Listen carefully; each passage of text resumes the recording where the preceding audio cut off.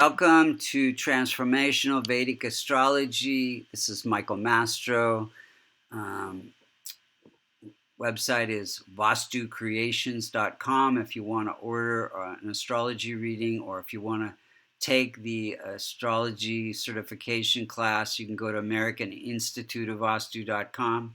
So this week we're looking at the chart for Bruce Lee, who's a famous actor and martial artist. And we'll just kind of go through. First, we want to see how the planets are operating, and then we'll look at timing of events, because not everything happens all at once. And then, so how the planets are affecting events in his life, and then we'll look at what we could do to remedy his chart.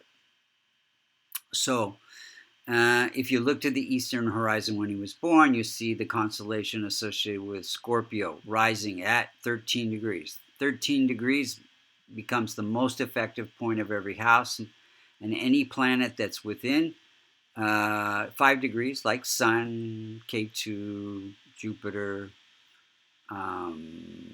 Mars, has some impact in his life. And so let's just go through the planets. So Sun, ruling the house of career, is rising at 12 degrees, close to the most effective point, so very powerful in his chart. It says that he can have a career through leadership skills, organization and management skills, and with a very strong, anybody has strong Sun in the first house, they can be an actor, they can be a politician, they're in the public eye, and they have a strong sense of self-esteem. So, gives him a career through acting and martial arts. Now, it is afflicted by K2, so there can be sudden catastrophic events in his life. So, Moon is at 18 degrees.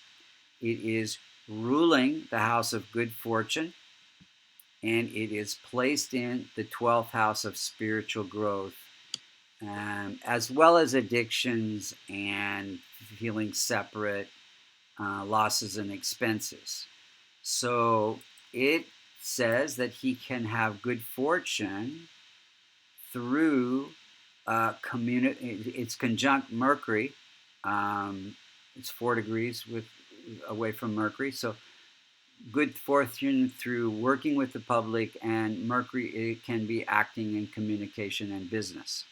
So all of those things he was involved in. He started a martial arts school. Mars is at 11 degrees. Now Mars is ruling the house, the 6th house. So any planet that rules a multiconal sign, which is Aries in the 6th house, and Libra in the 12th house, they become malefic. So Mars and Venus are malefic in his chart. That means that they can cause harm. Not necessarily that they will cause harm, but they can cause some challenges at some point. Now, let's see, Mercury is ruling this house of income. So, wait a minute, Mars is malefic. So Mars is has to do with spiritual growth. Let's see, health and conflict and healing. So martial arts, a healing art, is conjunct with Venus, which is acting. So acting and martial arts are the main things, and it can afflict relationships as well. So Mercury is at 22 degrees. It is ruling the house of income. So income through acting and martial arts, which is conjunct the moon here. Jupiter is at 14 degrees, again close to the most effective point, so it has a lot of impact Wealth and recognition is the house that it rules, and it's placed in this house of health and conflict, fire, theft, and cheating, as well as enemies. So it says that he can get wealth and recognition through conflict, which is martial arts, and it's conjunct Saturn, which is service, so teaching, and it's afflicted by Mars again. So Mars is influencing these two again with the martial arts thing. Mars is, fighting. Uh, Now Venus is at 8 degrees. It is afflicted by Mars, as we said before, and it is ruling this house of spiritual growth. So spiritual growth through the acting and the martial arts, and it again can cause some stress in relationships. I think he had a rough temper. Saturn's at 16 degrees, most effective point. So Saturn is conjunct Jupiter, ruling the house of happiness through family and property. So happiness through family and property. Rahu and Ketu. Rahu is desire, our ambition for friends and income. And it is within 3 degrees of the most effective point. So it can cause some stress around wealth and income, as well as 1, 2, 3, 4, 5. Entrepreneurial success, 6, 7. Education, children. One child died in an accident, his son. 8, 9, stress in relationships. So what could he do to, okay, let's look at the timing of events. So he got married during a Saturn period. So gain, a family. And his father died during that same Saturn period. So that's father and mother, parents, this house. And then he had a child during that same period.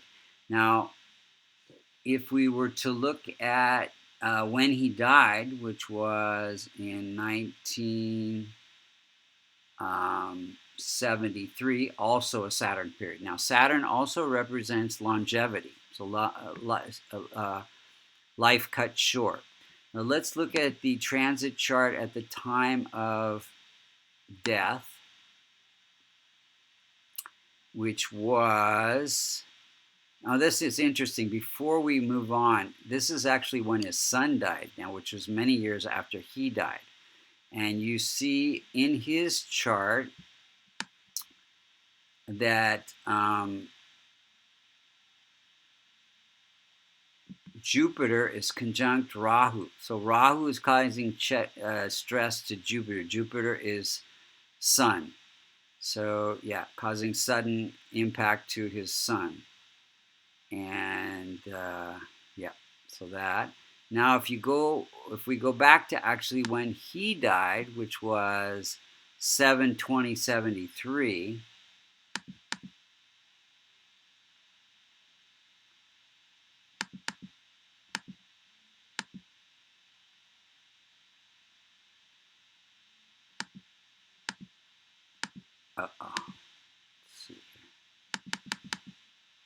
okay, 7/20/73.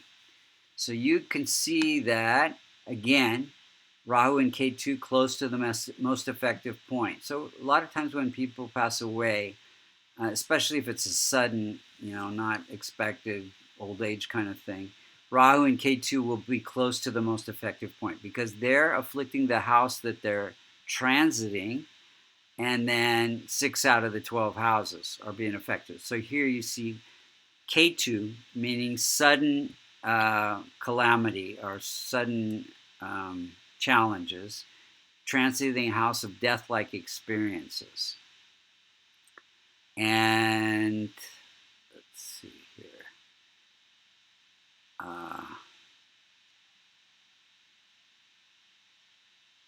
And it was during a Saturn period. So that's the main thing there. Now, what could we have done to improve? So here,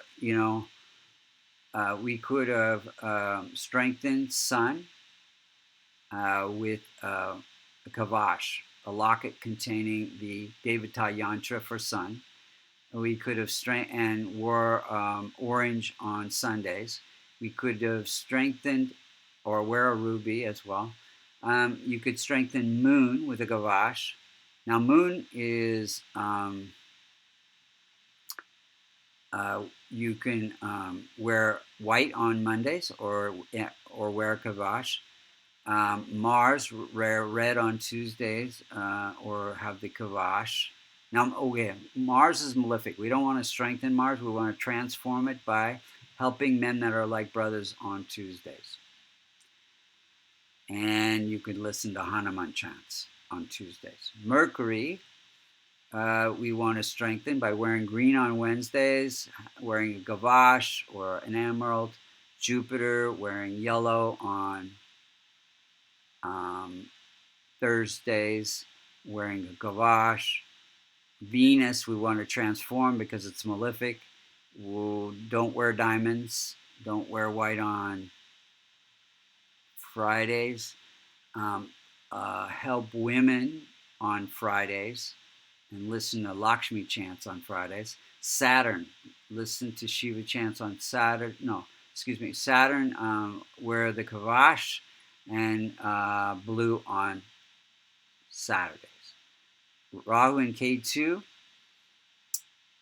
you can transform by helping spiritual organizations for K2, helping people who cannot help themselves, giving to charities for Rahu on Saturdays, and listen to Shiva chants on Saturdays and Ganesh chants on Thursdays. So those are the main things that we can do. If you can strengthen those planets, then it's like you can improve your chart and improve your karma. So again, anybody interested in a consultation can go to vastucreations.com, and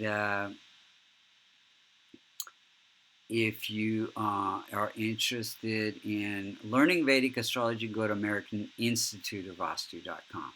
Thank you for listening.